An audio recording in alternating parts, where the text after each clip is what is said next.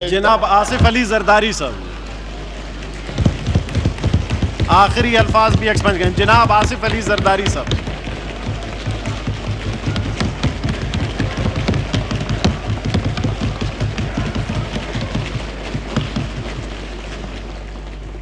بسم اللہ الرحمن الرحیم. مسٹر چیئرمین، میری نظر میں نو کراس ٹاک پلیز، خاموشی سے سنیں جی. میری نظر میں ایسٹ پاکستان کے ثانیے کے بعد یہ کشمیر کا واقعہ اتنا ہی گہن ہے، اتنا ہی بڑا ہے اگر ہم اس کو سمجھ پائیں تو. مگر اس کو سمجھنے کے لیے ہمیں تاریخ کا سہارا ضرور لینا چاہیے. ہمیں تاریخ میں دیکھنا چاہیے کہ کس طرح پاکستان پیپلز پارٹی بنی ہی کشمیر کی سیکریفائسز پہ، کشمیر کی کاز پہ، اور کیسے شہید ذوالفقار علی بھٹو نے اس کے باوجود کہ 90,000 قیدی آپ کے ان کے پاس تھے اور ہزاروں مربع میل زمین ان کے قبضے میں تھی، اس کے بعد بھی جا کے اندرا گاندھی سے ڈائیلاگ کے تھرو آپ کی زمین واپس لی. عباسی صاحب تشریف رکھیں جی. عباسی صاحب تشریف رکھیں جی. تشریف رکھیں جی. تشریف رکھیں. معزز اراکین تشریف رکھیں. تشریف رکھیں جی. مائک نہیں تھا نا جی. عباسی صاحب مائک نہیں تھا جی، آپ تشریف رکھیں. عباسی صاحب زرداری صاحب کھڑے ہیں، آپ سن لیں جی پلیز. تشریف رکھیں جی. جی آصف زرداری صاحب جی. عباسی صاحب ایک سینئر کھڑے ہیں ہمارے، آصف زرداری صاحب آپ تشریف رکھیں جی. جی جی جی تشریف رکھیں جی. جی جی سر، میں عرض کر رہا تھا کہ اس کے باوجود کہ ہم نے ایسٹ پاکستان کی جنگ ہرائی تھی اور ہاری تھی، اور کس وجوہات سے ہرائی تھی، کیوں ہاری تھی، اس میں میں نہیں جانا چاہتا. اس کے بہت سے ایشوز ہیں، محکمے ہیں، مسئلے ہیں، مگر بہرحال ہمارا آدھا انگ ٹوٹ چکا تھا. اب اسی طرح آج کشمیر کا آدھا انگ ہمارا ٹوٹ چکا ہے. اس میں صرف ایک سلور لائننگ ہے. وہ سلور لائننگ کیا ہے کہ کشمیر کی اور انڈیا کے مسلمانوں کو یہ بات سمجھ آ گئی کہ جو حضرت قائد اعظم نے کہا تھا کہ 2 نیشن تھیوری جو ہے وہی چلے گی، وہ آج کشمیر کی لیڈرشپ سب ایک جگہ آ گئی ہے، اور وہ خود کہہ رہے ہیں کہ ہم نے غلطی کی کہ ہم نے انڈیا کا ساتھ دیا اور اس پالیسی کو نہیں مانا. مگر یہ بات سمجھنے کے لیے ہمیں تھوڑا سا حوصلہ، لیڈرشپ، سمجھداری، دور دراز نظر، دور تک سوچنے کی سوچ یہ چاہیے. جو کہ آپ سمجھتے ہیں کہ انڈیا کو نہیں پتا کہ یہاں ٹیلر میڈ ڈیموکریسی چل رہی ہے، ان کو نہیں پتا کہ آپ کی اکنامک سچویشن کیا ہے.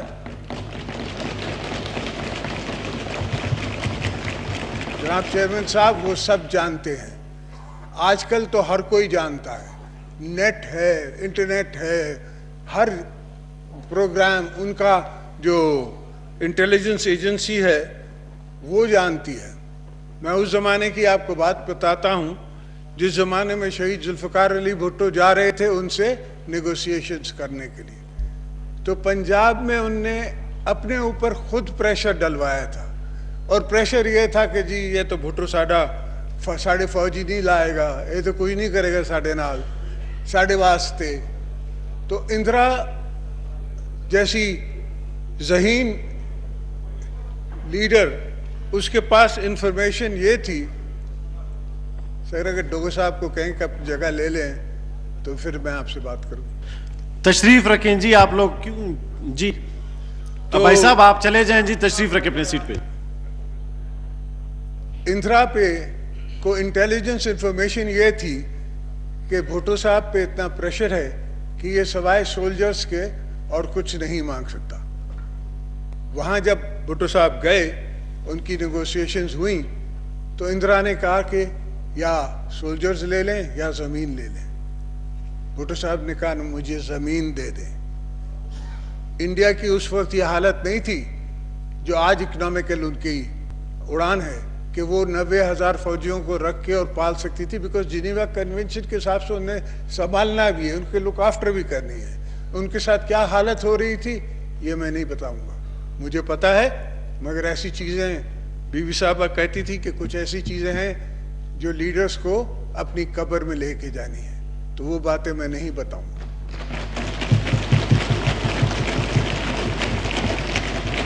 اور الحمدللہ ان کی لیڈرشپ سے ہمیں زمین واپس ملی. آپ نے دیکھا کہ 32 میل زمین گولان ہائٹس پہ آج تک سیریا سارے مسلمان مل کے لڑے, واپس نہیں لے سکے, اور اب جا کے وہ وہاں کالونیز بن رہی ہیں اسرائیلیز کی, اور پوری دنیا چونکہ پورا سیریا ہی تباہ ہے, کچھ نہیں کر سکتی. تو تاریخ پہ ایک نظر رکھنی چاہیے, ایک سوچ ہونی چاہیے. ہمارے سلیکٹ نے کہا کہ ان کی فنڈامنٹلسٹ سوچ ہے, یہ ہے وہ ہے.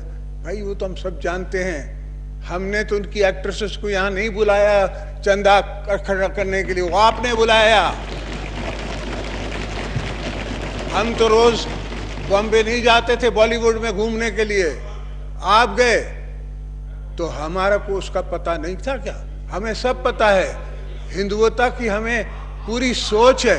ہم سندھ سے آتے ہیں, سندھ نو کراس ٹاک. تنگی صاحب خاموشی رکھیں پلیز. جی, سندھ سے آتے ہیں جس نے سندھ نے اور بنگلہ دیش نے پاکستان بنایا ہے. آپ نے تو بنایا نہیں, آپ تو مائیگریشن کر کے آئے ہیں. آپ تو صرف وہاں سے بھگائے گئے اور آپ بھاگ کے آ کے یہاں آپ نے پناہ لی. تو خیر ہے, ہم نے آپ کو پناہ دی اور ہماری آنکھوں پہ ہم آپ کو ویلکم کرتے ہیں. آپ رہیں یہاں, آپ کا حق ہے. ہم نے پاکستان اس لیے بنایا کہ سب مسلمان یہاں رہ سکیں, اس میں ہمیں کوئی اعتراض نہیں. مگر یہ سمجھنا کہ آپ کچھ کر رہے ہیں یا کر سکتے ہیں, یہ آپ کی غلط فہمی ہے. میں جنگ کر لوں, جنگ آپ کا باڈی گارڈ اگر اس کے اوپر فائر ہوگا تو آپ کو بچائے گا, ورنہ وہ آپ گولی چلانے کو اس کو کہیں گے, آپ کے کہنے پہ وہ گولی نہیں چلائے گا. میں آپ کو بتا دے رہا ہوں, یہ آپ کی پوزیشن ہے اور یہ پوری دنیا کو پتا ہے. دنیا از ٹاکنگ اباؤٹ پوزیشنز. یہ جو دنیا آپ سے ڈائلاگ کر رہی ہے وہ پوزیشنز کی بات ہے, اور وہ آپ کا چہرہ دیکھ کے کسی اور سے ڈائلاگ کر رہی ہے. ان کو ضرورت ہے افغانستان میں, آپ کی کیا ضرورت ہے؟ وہاں کون سی آپ کی پارٹی ہے؟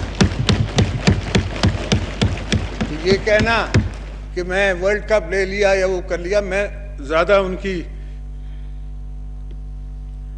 مخالفت نہیں کرنا چاہتا, اس لیے کہ یہ پاکستان کا دن ہے.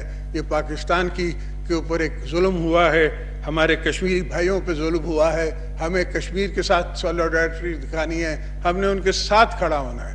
مجھے پتا ہے کہ یہ میری آواز کشمیر تک پہنچ رہی ہے اور کشمیری سن رہے ہیں. وہ بہت شوق لوگ ہیں, باشوق لوگ ہیں, وہ پولیٹیکلی الائیو ہیں.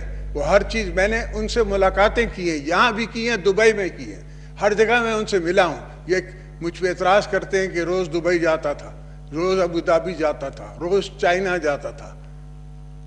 یہ پوچھتے ہیں کہ میں کیا کروں؟ خدا نہ خواستہ اگر میرے واچ پہ یہ ہوتا تو میری پہلی فلائٹ ہوتی ابو دھابی, سیکنڈ فلائٹ ہوتی میری چائنا, اور تھرڈ فلائٹ میری ہوتی رشیا, اور پھر واپسی میں ایران میں رکتا آتا. ان سب کے پریزیڈنٹس کے ساتھ کھڑا ہو کے سولیڈرٹی ان سے لیتا, ان سے سپورٹ لیتا. آفٹر آل 24 سال بعد میں پہلا پریزیڈنٹ تھا جو رشیا گیا. میں نے پہلی دفعہ پہلا میں چیف ایگزیکٹو تھا جو 13 دفعہ یا 14 دفعہ چائنا گیا. کیوں گیا؟ میرے پاس چائنا میں کوئی سوری ٹو سے کہ مشرف کی طرح ڈانس کرنے کی گنجائش تو نہیں تھی, مگر میں اس لیے گیا کہ ایک گڈ ول کریٹ کرنی پڑتی ہے. اور جب بھی گیا تو میں ایک ڈفرینٹ پروونس میں گیا, ان کے چیف ایگزیکٹو سے ملا, پھر دوسرے پروونس میں گیا, ان کے 54 پروونسز تھے. اتنے پروونسز میں جا بھی نہیں سکا, مگر جتنا جا سکا میں نے گڈ ول کریٹ کی پاکستان کی, اپنی حکومت کی, اور ان کو رجحان دکھایا. میں پہلی دفعہ جب پرائم منسٹر آف چائنا سے میں لنڈن میں ملا تو میں نے ان سے عرض کی کہ mister prime minister, do you know how many Pakistanis we have in Britain? He said, نہیں, Your Excellency, I do not. So I said, at least 1.4 million Pakistanis reside in Britain. And we are on the border of each other, and we have hardly any interaction. انہوں نے مجھے $500 million دیے as grant, not as loan, grant, جو میں نے آ کے ان کو حکومت کو دیے, اور پھر کیانی صاحب لے گئے. انہوں نے کہا کہ ہم یہ روڈ ہم بنائیں گے. میں نے کہا بسم اللہ, آپ لے جائیں. میری سوچ کچھ اور تھی. میری سوچ اس پورٹ پہ تھی جو میں سمجھتا تھا کہ چائنا کی اور ہماری ساتھ کی ضرورت ہے. تو آج بھی یہی فارمولا ہے کہ ہمیں دوستوں کو ساتھ ملانا ہے, ان کے ساتھ دوبارہ دوستی رکھنی ہے, اور اس شمع کو پھر جلانا ہے جو ان نے بجھا دی ہے. 1 سال میں ان نے اپنے طرف سے یہ آئی ایم ایف کی طرف جا رہے ہیں, اپنے طرف سے یہ آئی ایم ایف کا ریپرزینٹیٹیو لے آئے ہیں. اس کو کیا پتہ کہ انٹرنیشنل ریلیشن شپ کیا ہوتی ہے. آپ سی پیک کے لونز بھی اس پہ ایگزامن کروائیں گے, آئی ایم ایف بھی دیکھے گی. تو Chinese are very different people. وہ تو they are very conservative, they are not interested in talking about things, and you are unfortunately practically insulting them. اسی طرح آپ دوسرے دوستوں کے ساتھ کر رہے ہیں. اس لیے تو آج آپ کے ساتھ کوئی کھڑا نہیں ہے. You are all alone, apart from the nation which also stands with us, the opposition, not with you, not with you all, stands with us. ہمارے ساتھ ساری عوام کھڑی ہے. ٹھیک ہے, آپ نے سیٹیں ہم سے جیت لی ہیں کسی بھی طریقے سے, مگر مسئلہ یہ ہے کہ انڈیا کو یہ پتہ ہے, دنیا کو یہاں پتہ ہے. اب 70 ایمبیسیز ہیں یہاں, ان کا فٹ پرنٹ ہے اسلام آباد میں. وہ سب چیزیں دیکھتے ہیں, سمجھتے ہیں, بولتے ہیں. اب وہ عالم آ گیا ہے, وہ دن آ گیا ہے کہ وہ بولتے ہیں کہ ان سے بات کیا ہو رہی ہے, ہمیں بتاؤ. وہ بولتے ہیں. پہلے کبھی ایسا نہیں ہوا. ہم نے بھی حکومتیں کی ہیں, میں نے خود بھی کی ہے, میں نے بی بی صاحبہ کے ساتھ بھی کی ہے, اور ہم نے ہر قسم کی حکومتیں دیکھی ہیں. کبھی ایسا نہیں ہوا کہ کسی نے ایسا کہا.